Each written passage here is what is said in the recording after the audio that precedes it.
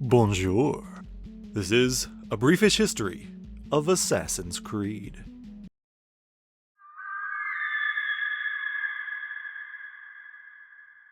In the past for this series, I had to disclaimerize my own criticisms, explaining that the game I'm talking about is still a masterclass of a masterpiece, despite said flaws. Assassin's Creed Unity is something of the reverse. There will be praises here, but this game should not be mistaken for some brilliant gem gleaming out of the cacophonous mineshaft that is Ass Creed. Just enough people are out there having this weird resurgence of gushing. Gushing about Unity, to clarify. Praising everything they can possibly pull out of it with their grubby little hands like it's shooting heroin directly into their veins. I think they're trying to avoid not seeing the forest for the trees, but honey, the trees groped you inappropriately during summer camp and told you you'd get sent home early if you dared to tell anyone about it.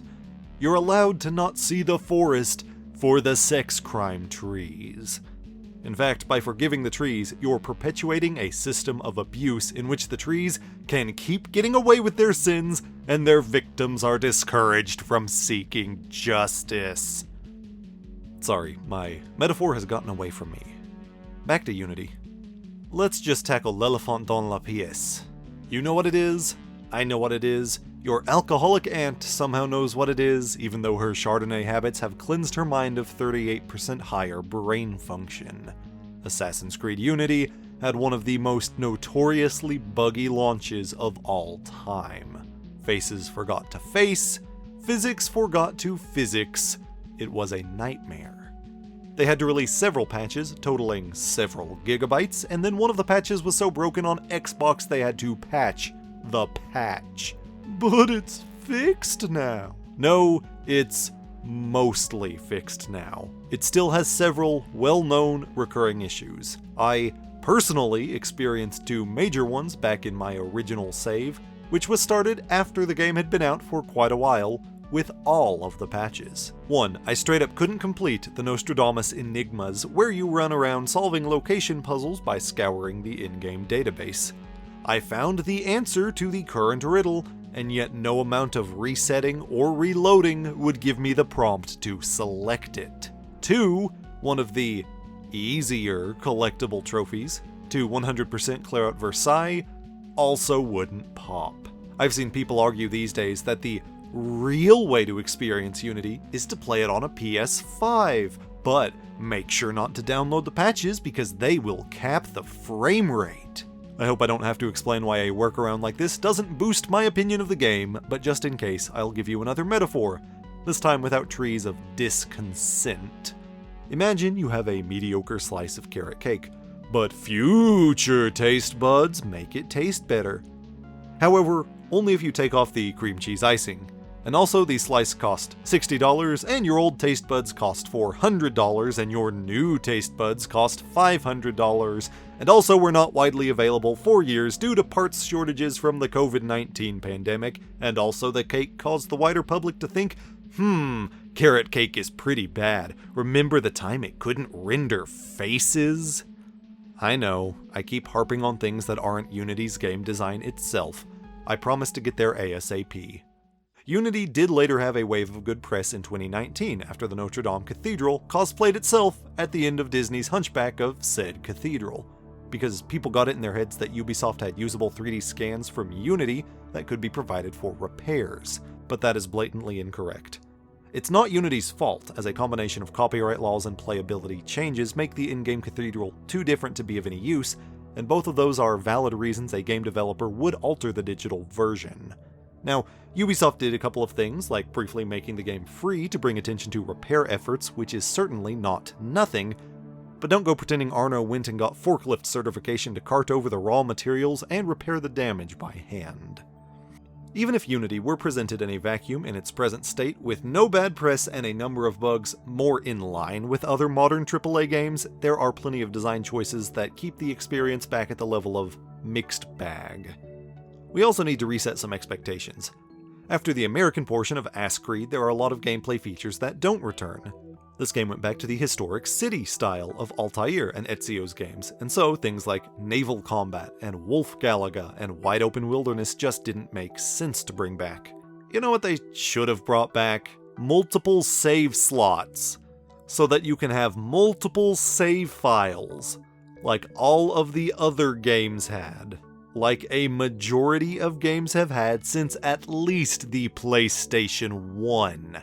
They went so back to basics, they fucking forgot decades of industry standards for a moment there. They also should have brought back the Animus Void while the game loads. Sprinting in a circle like a moron is a great way to pass the time. Instead, the slowest loading game at that point in the series just dropped the feature altogether. So now, you just have to stare at the void in your own soul while you wait.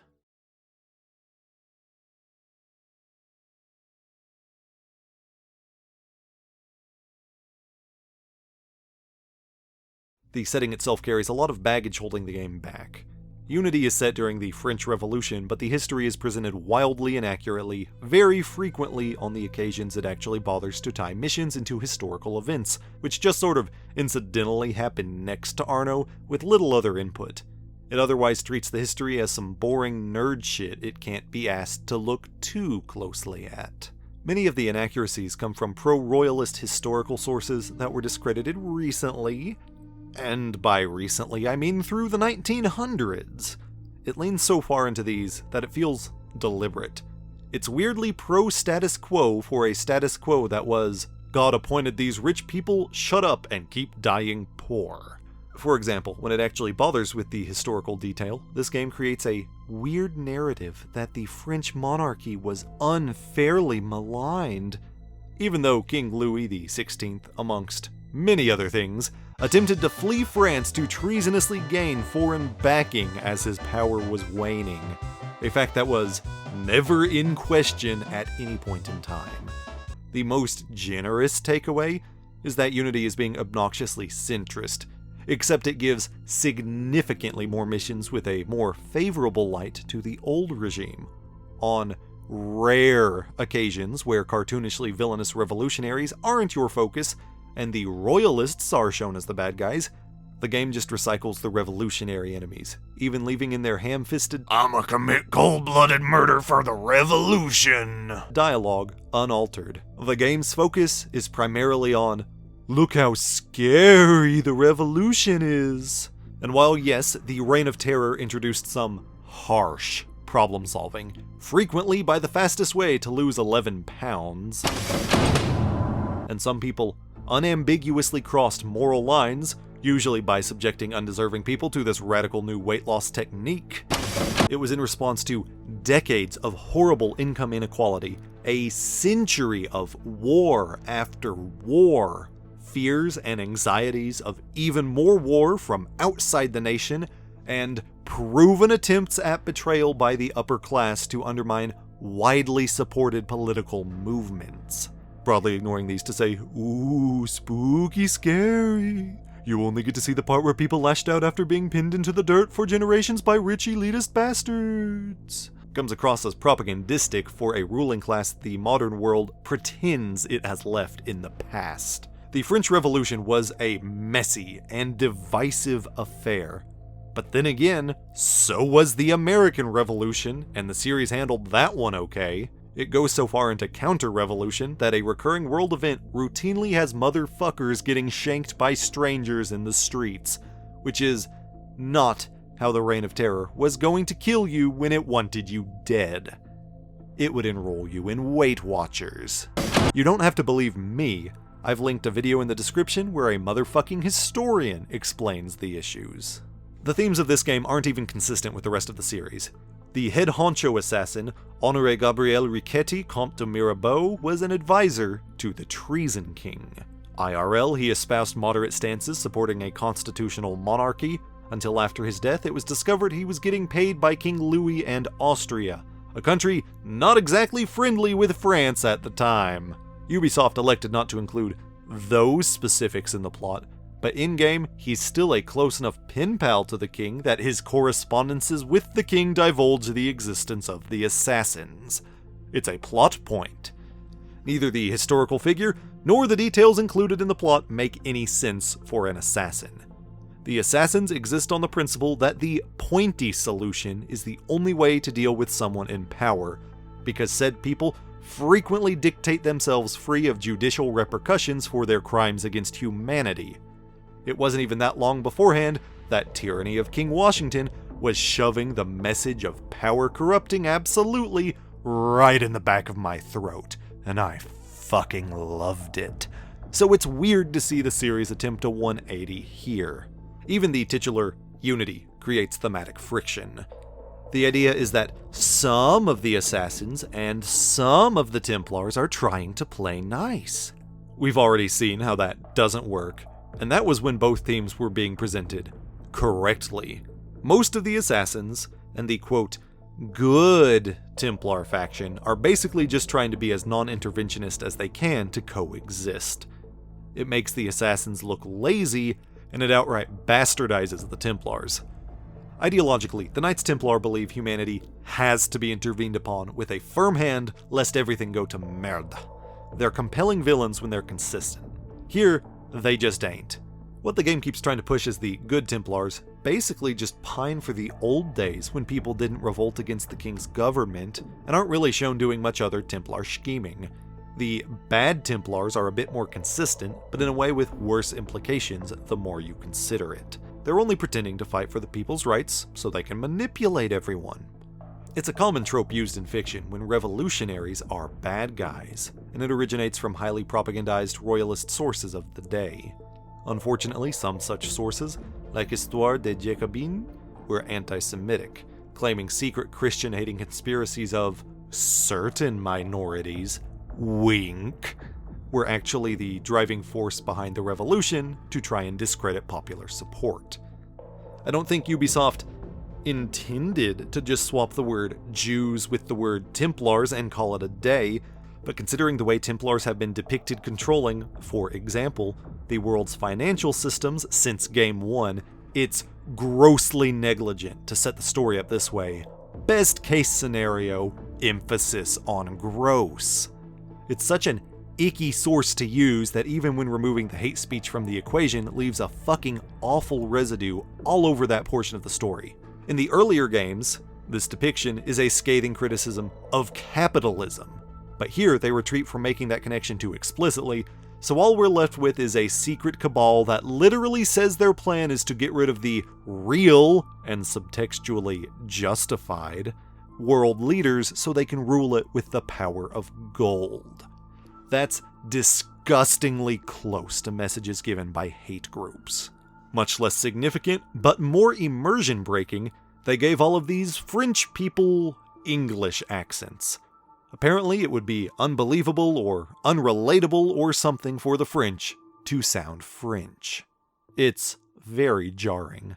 Napoleon, IRL, had a thick Corsican accent, which should sound comparatively Italian. Buongiorno, mi chiamo Bauru. So qui in Furiani, vicino a Bastia. Si può vedere da me un paese a manca. Life is more valuable than dignity. But this is what happens when you give command of the government to half-starved lunatics and command of the army to bloodthirsty savages. Nope. The one that really irks me personally is this guy, Bellic. So they decided to give characters different British accents to indicate different socioeconomic classes. Something that still could have been done with French accents, mind you. So this man has been given a Bristol accent, aka Blackbeard's accent. Where he stared at piss pot. Piss pot, piss pot, piss pot. Piss pot, piss pot, Focus piss pot. Piss pot. piss pot, Piss pot. piss pot, Piss pot. Piss pot. Piss pot. Piss pot. Piss pot. Piss pot. Piss pot. goodbye, piss pot! My upload schedule could easily mislead you into thinking more time had elapsed, but Unity came out 1 year after Black Flag. I can't not notice it.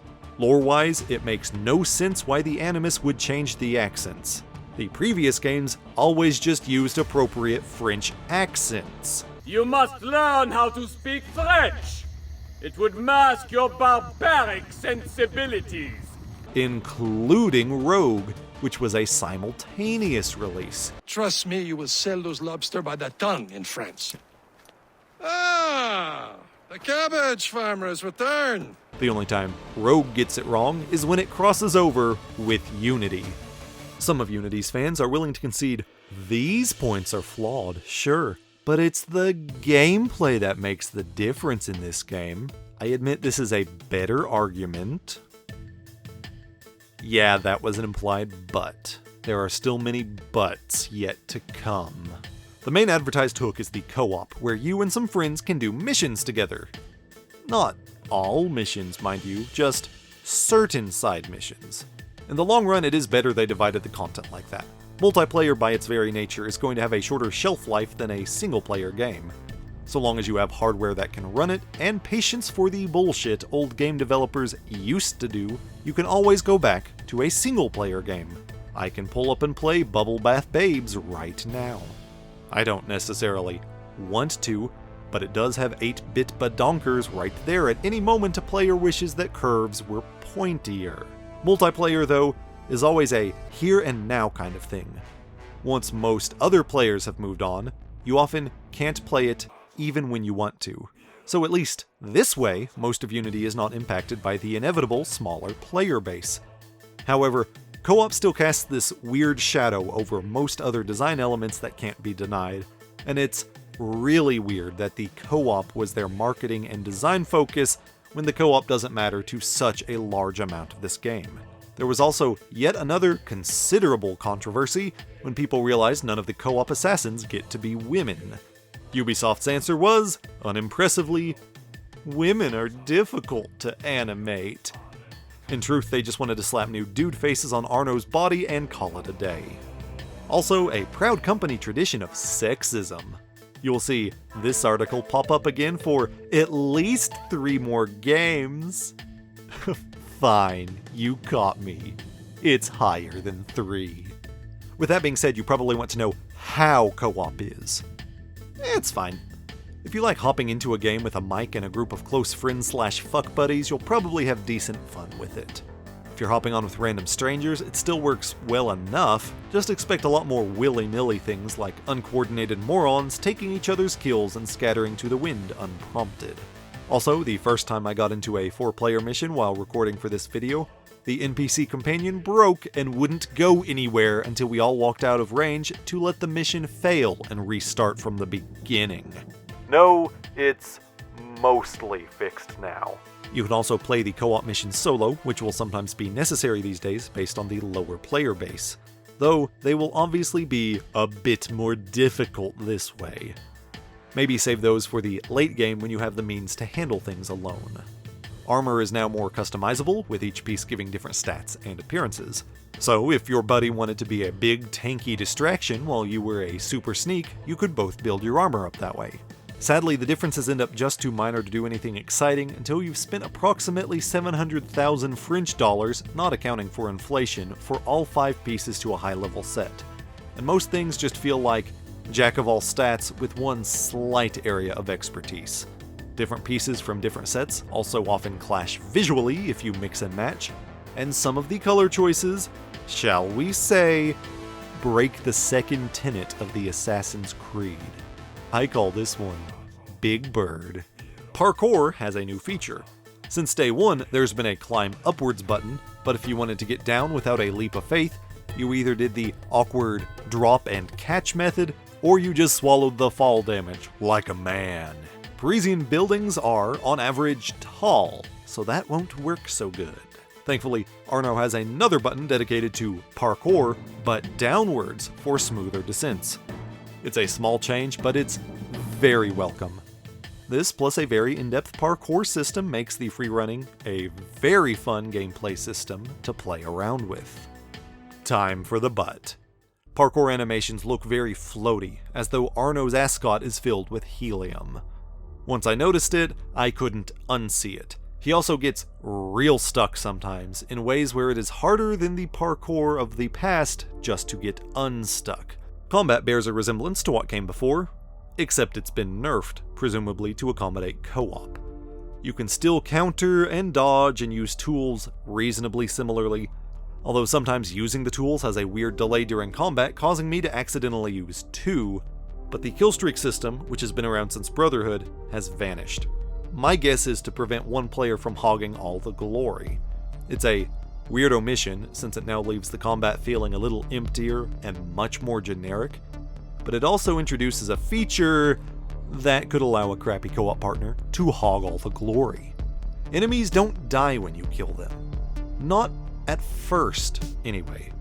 They go into this wobbly stance for a few seconds, where you then have to manually attack one more time to do a finisher. It already just makes Arno feel a little less effective as a fighter, since he can't even stab a bitch as efficiently as the last protags, but it also leaves enemies open for other players to get in and steal the finishers from you, giving them the bonus currency points that finishers provide. Also, sometimes NPCs in the world will also just steal the finisher. NPCs. Kill stealing NPCs. That's some bullshit. Also missing is using other enemies as bullet shields. Now, the game just nonchalantly indicates an enemy is about to shoot with a piddly little teensy weensy icon, and you'd better do a dodge roll with some precision timing because you take mega damage in this game, unless you've really built up some expensive armor and specced several skill points into better health. At which point, you only take moderately high damage. If this were the devs encouraging stealth, it would be one thing, but Unity still so heavily emphasizes melee builds that it feels like a mixed message. I'm picturing 2 different Ubisoft managers going through a messy divorce because one of them kept boinking the nanny, and they banned their teams from talking to each other, lest they reveal something that would mess up who gets the kids on the weekends. At least one improvement is the re-inclusion of several weapon types. After Black Flag and Rogue neglected such things, you can equip one-handed, long, or heavy weapons again, and it even adds rifles if you want to replace melee specialty options for better ranged damage. I really like the weapon types here. Very sadly, this game does away entirely with empty-handed and hidden blade combat for the first time in the series. Since you can't pick up enemy weapons anymore either, this game really feels like it's trying to restrict you into only the exact co-op builds it wants you to use. It takes away the fun of slaughtering entire squads of soldiers using whatever the fuck you want, something that every game prior was especially good at. In a parallel comparison, so too doth the stealth system giveth, and the stealth system taketh away. The biggest thing you'll notice is that you can crouch now. It sadly also lumps in a stick-to-cover system. Even if you're crouching behind cover, you'll often get spotted if you don't hit the prompt to stick to it, so you can't really ignore it, but it's an unwieldy system. Switching between cover spots sometimes just doesn't get offered by the commands, and corners are surprisingly tricky to maneuver around. The command to stick to cover isn't always responsive, and some objects that should offer cover inconsistently won't allow it. Arno also cannot whistle like the American assassins, so you can toss a cherry bomb, which does not work from hiding places, and frequently just doesn't work at all. They'll see it and be like, "What the fuck?" and then make no move to check it out closer. Alternately, you can let the enemies see you so they go check out your last seen location. The game presents that as an option. In other words, the stealth system encourages you to be a little bit seen. That is the opposite of stealth. This is especially noticeable considering how much faster enemies detect you. Now, some of this is due to the absence of on-foot notoriety following 3, but other games still took a few seconds to detect you. Much like health, you really gotta invest before it gets reasonable again. Even kills with the hidden blade don't get to be silent until you've invested further. In Unity, revolutionary enemies are just always on high alert and aggro nearly immediately if you get too close. Guardsmen, more reasonably, still only aggro when you do something illegal. Turns out, most of the things you do in this series are illegal. Arno's tools are not quite as diverse as the last few games, but they're substantial enough. In addition to returning gun and smoke bomb, and the aforementioned cherry bombs, there are stun bombs, which resemble smoke bombs but are slightly less effective, as the enemy has to be much closer to the detonation in both space and time for it to affect them, and poison gas bombs for crowd control options, which won't fully kill high-level enemies. 2 poison gas bombs in succession won't fully kill high-level enemies. It won't let you unlock this until the last third of the story, when most enemies you fight will be too high level for these to kill. Don't even think about trying to damage them in combat first, because then you too will be in the poison gases range. That one's honestly on me. My favorite new addition is his Phantom Blade, which is literally a knife-slinging crossbow up one sleeve, for when you want to shank a motherfucker over there. That shit's dope, yo. There's also a poison knife version that uses the same berserk poison from the previous games. There's also the disguise, previously only used in competitive multiplayer, and also an option to invest points in making a supply cache on demand. Don't ask me how these work in canon. I have no satisfactory answers. Eagle Vision has some noteworthy changes. It ditches the need to manually track enemies in your line of sight, and just outright sees everything through walls like X-ray vision, but it is also on a timer to limit use with a cooldown time between. This is certainly to keep it from being overpowered for co-op, considering one skill upgrade shares your Eagle Vision with co-op partners. Somehow. But the nerf just makes it obnoxious. Weirdly, enemies typically only appear on your minimap after using Eagle Vision or while crouching, which means if you're using the series' typical social stealth, you simply have to keep spamming Eagle Vision to track their positions if you want them on the map. Be ready for some muscle memory whiplash, because the commands did the goddamn cha-cha slide all over the controller. The Eagle Vision button has moved off of the sticks, back onto the top face button again, so tools had to be moved off of there. Quick firing a ranged weapon is tapping the left shoulder, bomb tools get the right shoulder, and if you're manually aiming, firing ranged weapons is on the right trigger. That's actually a fairly natural choice. Kudos, but the next one isn't. Aiming a gun is holding the left shoulder button so that crouching could be on the left trigger. You have to hold left 1 to aim and press right 2 to shoot. You'll get used to it, but that shit ain't ergonomic. There's sort of a bigger picture change hanging over proceedings that's not as immediately present as looking at literal changes, but is honestly the heart of so many issues here. Unity, low-key, quietly took a design philosophy from earlier games down to the outskirts of town to strangle it away from watching eyes.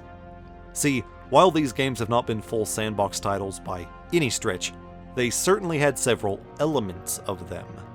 Here's an arsenal load of tools and skills. Go wild. In fact, previous games' complaints were often because some element introduced didn't gel with this philosophy. Optional objectives randomly restrict freedom. Control choices that hamper weapon selection make it harder to use what you want at a moment's notice. Missing weapon types speak for themselves.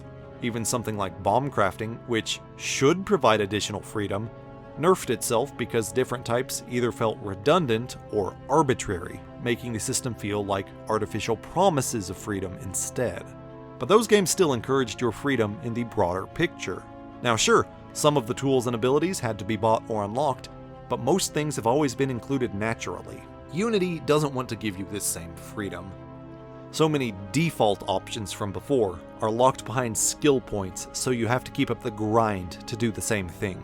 Unlike literally everyone following Altair, who'd still eventually get the following change in his later Revelations memories, Arno permanently has one hidden blade instead of two to justify locking overcomplicated double assassination moves behind a skill you have to buy, with a second skill locking off double air assassinations. Locking basics behind skill points is a trend here. Arno cannot kill a temporarily floored combatant without investing skill points. Arno cannot throw money to civilians without investing skill points. Arno cannot sit on a fucking bench without investing skill points. When a game like this has multiple in-game currencies, plus skill points, then always has a better piece of armor or a new weapon to buy to marginally increase stats, before needing to upgrade said armor and weapons further, it's part of a deliberate design scheme. Ubisoft wants you to keep playing the artificial grind because you're more likely to spend extra money in-game if you've already got the sunk cost fallacy nipping at your heels, or you're trying to keep playing with a friend 3 levels ahead of you. In many ways, it's the Gotham Knights problem. It's not game design for artistic sake or for the fun of the game. It's soulless, corporate decisions by a company that decided that massive blockbuster sales on yearly releases, plus handheld and mobile titles, plus DLC, plus microtransactions just wasn't endlessly profitable enough, so they designed a way to prioritize getting even more profit. They're hoping to get you addicted to the little spurts of dopamine it's chucking at you carelessly at high speeds. They don't need quality design, just design that'll get you hooked. It's good enough for lab rats, so it's good enough for us. And they would have gotten away with it too, if it weren't for one of the most notoriously sloppy launches in gaming. This is the primary reason why Unity still deserves critique these days. It's built on such a flawed core that every time you see 2 cool features on the surface, there are goddamn cracks showing through between them. It's no wonder why they won't show revolutionaries in a nuanced light here. The moral of the fucking story is to passively accept whatever the systems in control want to shovel down at you. Now that I've gone and pissed off Unity's fans, i.e. the ones who seem more likely to click on this video, I should probably throw them a bone. In the past, I've occasionally done bonus speedrounds to squeeze in some extra complaints, but here, I think I should do a bonus speedround of some good things. Paris legitimately is one of the best cities Assassin's Creed has presented. It's large, dense, detailed, and rich with character. Likewise, while behaviors can sometimes be quirky if you look close, the dense crowds of people do a great job of immersion that makes social stealth feel extremely plausible in action. The Café Théâtre is a fantastic base of operations with a lot of character itself. Buildings are more than just facades to climb, or getaway cutscene tunnels, as there are now indoors throughout the game world where you can enter a door or window and just exist within. Occasionally, the story pauses to give interesting parkour set pieces in different eras of French history. They don't actually impact the plot, so I won't mention them there, but they are very welcome moments nonetheless. Solving murders was an unexpected inclusion in a game about causing murders, but they're surprisingly neat. See, a little positivity was nice. Now I'm gonna bitch more. Most of the side missions here lack any sort of significance or weight, and the ones with story are so basic or banal they do less than usual to make me care. The map is hideously cluttered when set to default settings, and yet it still only shows some collectibles by default. No, you cannot buy a map to find the rest this time.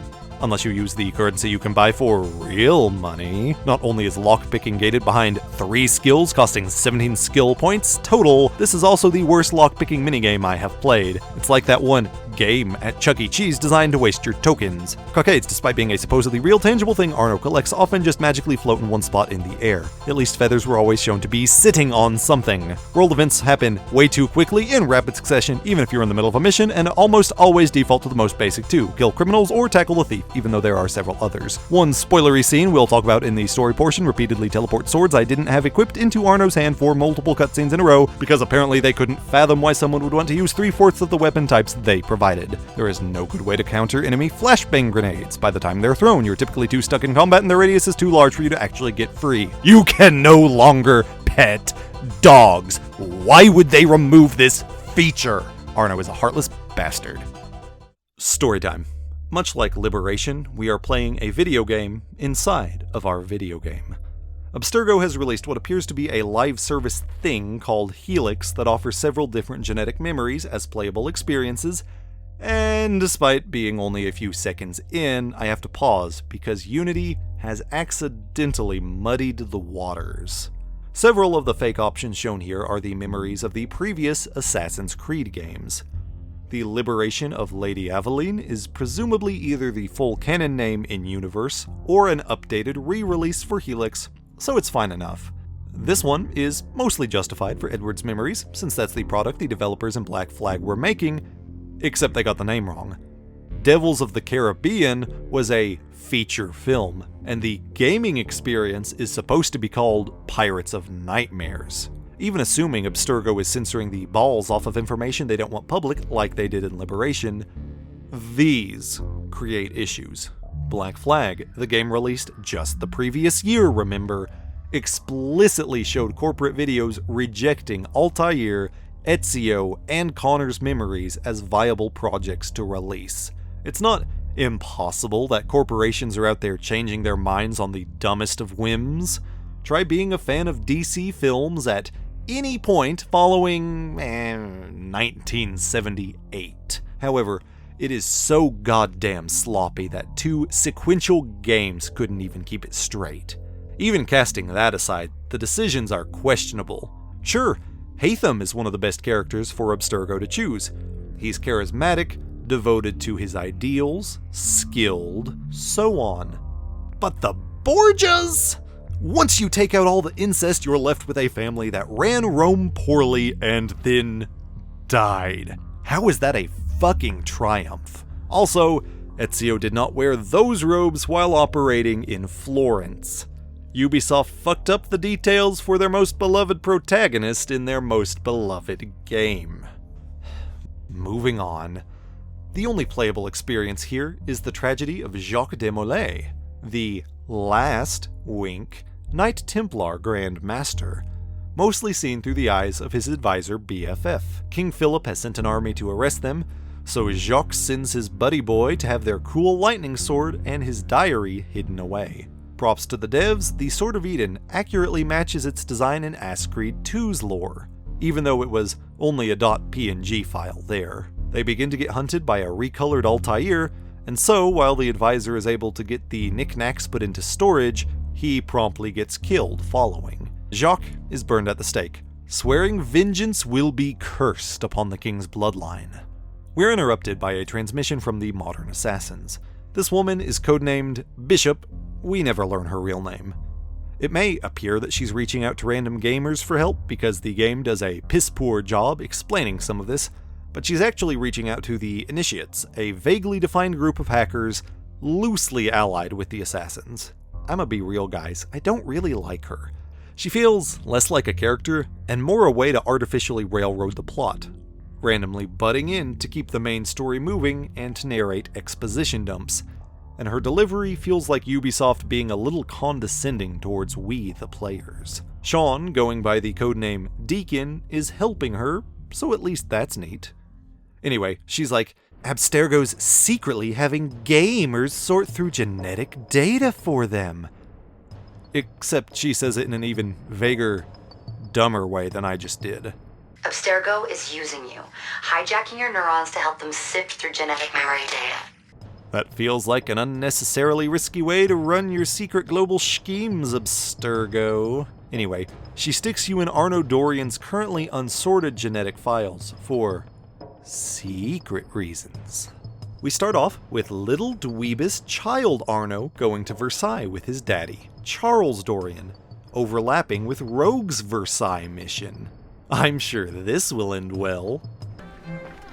Charles tells Arno to stay put and don't get in any trouble. Here's a pocket watch. Arno waits for literally 0 seconds before running off with a girl he doesn't know, Elise de la Serre, to get into trouble, stealing fruit. Their faces are also Petruchio levels of creepy, but in higher definition, which is much more Uncanny Valley. When a commotion breaks out, he thinks it's over his fruit snatching and tries to confess. Dweebus. But thankfully, it's just his daddy getting murdered. Elise's daddy, Francois de la Serre, immediately pops out and is like, "You're gonna come live with me now, Arno?" "That's right, I know your name, child." So this seems like a good establishing moment for Arno's characterization and motivations. It isn't. His daddy's death will be far more incidental than the other dead parents in the series. It will be far more incidental than another dead parent in this game. We'll get there. Charles serves 2 purposes: to give him a cherished pocket watch heirloom, and to be a convenient connection to the assassins. That's mostly it. You could technically give him a third purpose if you count occasionally using him for artificial sentiment which the game will never pay off as a purpose. Arno will never even bother to find out who killed his dad, and as far as we know, Shay just got to ride off scot-free for his crimes. I make my own luck. Under new daddy De La Serre, Arno grows up to be great value young Ezio. He's a rebellious, smarmy asshole without Ezio's youthful charisma. The first thing we see him do is steal back his pocket watch after losing it in gambling. He later claims he knew those guys always cheat, which means he was willing to gamble his dead father's final heirloom with known cheaters. Apparently, he only partially cherishes it. Better appreciate him now. This is the most personality he will exhibit for the rest of the game. Daddy De La Serre is pretty stuffy with him, but apparently just always gets him out of trouble for things like this. Arno excitedly finds out Elise will be back in town, and an out-of-breath messenger is just determined to get some urgent secret message to Daddy De La Serre, so Arno briefly attempts to deliver it. That doesn't work, so Arno just slides it under Daddy's office door. Arno infiltrates a fucking huge party for Elise, and we get to see how they— oh my god, he's been fucking his adoptive sister. It was weird when The Flash did it, and it's weird here. Apparently 2014 was the year for having the hots for your adoption family. Since she has a few thousand people to acknowledge at the ceremony, Arno's kissing sister has to quickly shoo him out a window, and Arno happens upon his new daddy getting murdered by some conspirators, so he accidentally gets framed for murder. Locked up in the Bastille, he meets Bellic, who invites him to join the assassins because he was Daddy Charles's buddy. Conveniently, the Bastille is famous for getting stormed around this time, and they escape. Elise tells Arno she can't be his kissing sister anymore, because he didn't deliver the letter containing information to save their daddy's life. She reveals that she is a Templar, like her father before her. Since he can't doink his sister anymore, he goes to take up Bellic's invitation to join the assassins. They initiate him by giving him hallucinogens, like out-of-control frat bros. I get why Ubisoft did this. Everyone wanted to be Arkham Asylum back then. I talked about it recently. In fact, since they give it to him in a chalice, it bears a strong resemblance to a scene in Arkham City, which I'm conveniently talking about next time. I don't get why the French Assassin Brotherhood did this, though. They can't know for sure that he's having a guilt trip over his dead daddies. He's tripping balls. He could be seeing so many random things. They're content, though, so they let him join. Bishop interrupts. Wow, Initiate, you've done the bare minimum. I guess we can trust you with all of the details of our secret operation here. You're a real assassin now. Ever since Abstergo got a hold of a sage corpse in Black Flag, they want more sage corpses so they can learn more Isu shit. We have it on good authority that Arno meets a sage, and we need you to locate the sage's body. Don't ask how we know this without having seen it all play out. I assure you, Ubisoft didn't think this one through. Let's talk about Star Wars for a quick sec. Everyone likes Star Wars, except of course, Star Wars fans. You know how Jedi were originally supposed to be the ultimate good guy badasses and were so cool, and then the prequel movies came along and they were a bunch of obnoxious bureaucrats? Keep that in mind. The French Assassin Brotherhood has been ineffective in a truce they set up with the Templars under Grandmaster De La Serre. But that hasn't actually stopped the Templars from doing shit, as seen by other Templars murking him. Arno's new motivation is to avenge De La Serre. Not Charles, though, forget that daddy. So the Assassin Council reluctantly lets him start hunting down Templars to get to the bottom of things. Don't worry, despite getting his way, he is still firmly a whiny bitch at this point in his characterization. You've proved yourself a true assassin today, and a true assassin must have the proper tools. So the concealed blade and the smoke bombs were just what you had on hand then? The main assassination missions are pretty decent here, similar to Ask Creed the original, but more reasonably streamlined. There will be specific tasks you can complete to unlock additional options in going after your target. Weirdly, Arno's eagle vision doesn't give him the same psychic conversations the previous assassins had to give depth to their targets, and he instead just psychically views a few of their relevant conspiratorial memories. It's not new to the franchise, as Connor's eagle vision would do something similar on occasions.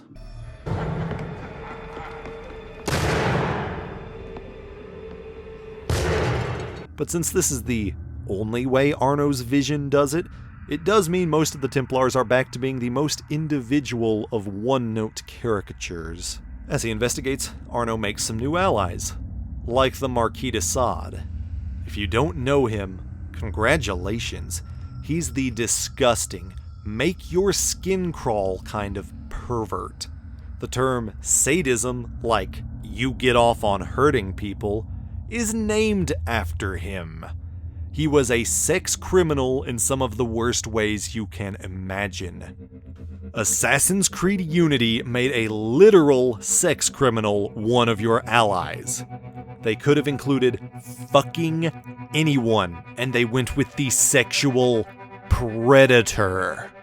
One thing to note is just how immensely stupid Arno comes across in these missions. For example, he starts a fire in a warehouse full of weapons and gunpowder without an exit strategy in mind, and nearly dies because of it. And everyone takes full advantage of his idiocy. de Sade points him to one target so he can take over the poor people for sex reasons. The Templars, who killed de la Serre, intentionally mislead Arno to kill some of the Templars they are infighting with. Arno goes to save a kidnapped silversmith named Francois Thomas Germain, and guess what? He's playing Arno like an accordion. Please note the man's heterochromia because it sort of spoils the reveal later. The assassins get frustrated with Arno. Not because he keeps playing right into everyone else's plans, but because he forgot to submit the proper authorization or some shit. When he finds out the bad Templars want Elise dead, he reunites to save her, and persuades her to come to the assassins for help. Most of the council hate this idea, but Mirabeau is willing. Elise shows Arno that Germain was a Templar schemer playing Arno like a puppeteering system this whole time. And then someone murders Mirabeau to frame Elise. It was Bellic. He thinks the assassins are getting bogged down supporting political movements, and refuses to work with the Templars, considering how these attempts always end in disastrous bloodshed. He's getting close to making a good point, so Ubisoft made sure he's just wildly gung-ho about killing characters the game presents as sympathetic. Otherwise, the audience might start to question Assassin's Creed Unity's meta-narrative. This is the primary scene that keeps materializing a sword for constant cutscenes, and the fight even keeps interrupting itself for a button-mashing QTE. After fighting, and then falling, and then fighting, and then falling, and then fighting, Arno eventually kills him. Arno has to go destroy Mirabeau's incriminating BFF letters to the king, where he meets Napoleon Bonaparte. He completely fucking fails to notice Napoleon having a Pulp Fiction moment with a box in the background, but it's not going to matter until the DLC anyway, so whatever. As Arno and Elise continue whittling down Germain's conspiracy, the game fesses up about him being a sage, and we find out he really badly wants to avenge Jacques de Molay, who was one of Aita's genetic reincarnations too. Really strange they gave no indication of his sagehood during the prologue. They got very intimate with his eyes. They could have easily given him the subtlest heterochromia, and we would have seen it. Arno and Elise get close again, and after a very jarring escape in a hot air balloon, jarring because it never explains what Elise did to trigger approximately every generic bad guy in Paris, it's literally just an excuse to get them into a hot air balloon. Arno laments that things are changing away from the system that let him grow up rich while most of France suffered. And then he gets to resume doinking his sister. For one lead in their search, Arno brings his sister girlfriend to meet the Marquis de Sade. He brings his girlfriend to meet a sex criminal. He brings his girlfriend to meet a sex criminal. Arno and Elise finally get a beat on Germain at the former King Louis's execution, but when Arno decides to stay back and defend Elise instead of going after Germain, she gets pissed at him and leaves. Then, he gets kicked out of the Assassins for constantly going off mission and ignoring the council. Both sides here could potentially make good points, but instead, everyone is just being too stuffy and insufferable back and forth rather than expressing nuanced arguments. Charitably and bizarrely, the council just lets Arno keep all his murder gizmos. Remember how the game from 1 year prior showed Edward in a drunken stupor and how his night terrors reflected the haunting guilt from his mistakes, his new low leading him on a path towards redemption? Well, Unity does the drunk part again. Arno goes back to Versailles to lose all remaining personality and become a mopey drunkard. He wakes up so hungover that he has to use his eagle vision powers to figure out what he did last night. He slaughtered a bunch of guys to steal their wine. What a great character you've created, Ubisoft. He then goes and slaughters more guys because he lost his pocket watch, but they don't have it. Elise has it, and she's like, "Bro, quit moping." And he's like, "Yeah, okay," and they go back to Paris to find Germain. After snuffing or giving a new mouth hole to the last few guillotine aficionados on Germain's contact list, Elise and Arno finally get his location, the big, secure fortress temple of Jacques de Molay from the beginning of the game. Considering Germain's been fanboying Jacques throughout the story, this should have been the first place they looked. Unsurprisingly, since it's easy to infer Germain had been reading de Molay's diary, he also has the Sword of Eden, which has not only lightning powers, but also short-range teleportation. You'd think he would learn to look up after the first 2 times I-Air assassinated him, but alas. Arno gets inconveniently trapped under the kind of rubble that is both too heavy for him to move in time, but light enough it doesn't rupture his organs. Considering that Elise's personality traits at this point are kissing her brother and running into danger, well...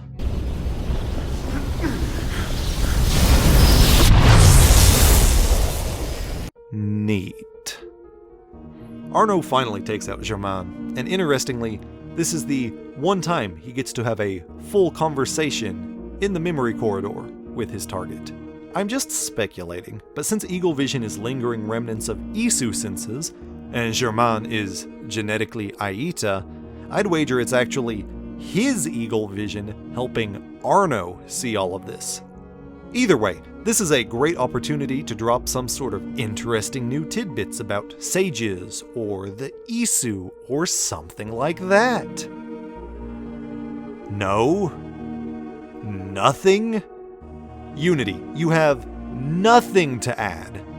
You're just going to restate things you and the series have already presented? Why do I even fucking bother?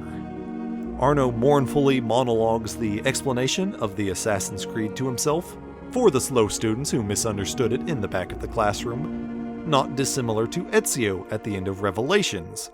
Except in that one, Ezio is explaining it to someone who has never heard it before. And here, Arno is only just now understanding it himself after his girlfriend got fridged, because apparently he is the slow student in the back of the classroom. There's a flash forward to Arno returning to Germain's skeleton with Napoleon for reasons not explained here, and they hide his bones in the Paris catacombs. Bishop pipes up.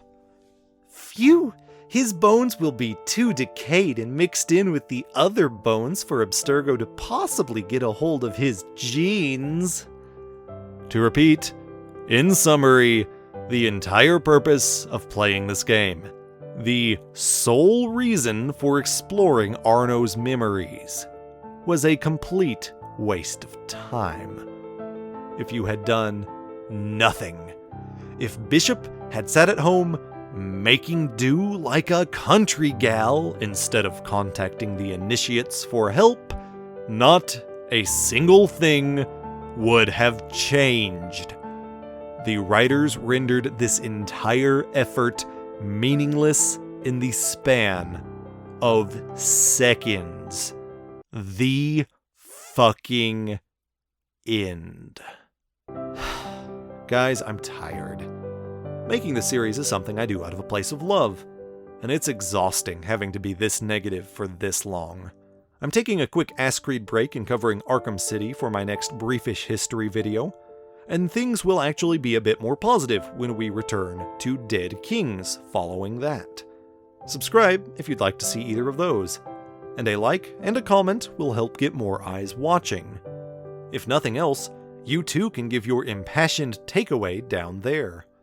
Hell, write smutty fanfiction in the comments for all I care. I even took some footage to make it look like Bellic was about to slob Arno's knob. Just for you. Go nuts.